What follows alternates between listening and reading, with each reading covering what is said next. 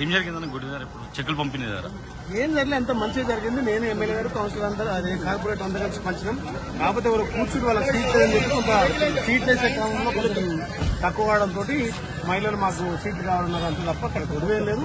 పోయిన సంవత్సరం మంచినాం, ఈ సంవత్సరం మంచిగా తెలంగాణ ప్రభుత్వం ప్రతి గుడికి ఆర్థికంగా సాయం చేయాలి, గుళ్ళను బలోపేతం చేయాలి. ఈ బోనాల పండుగ అనేది తెలంగాణ సాంప్రదాయబద్ధంగా జరిగే బోనాలు కాబట్టి అంగరంగ వైభవంగా జరగాలి.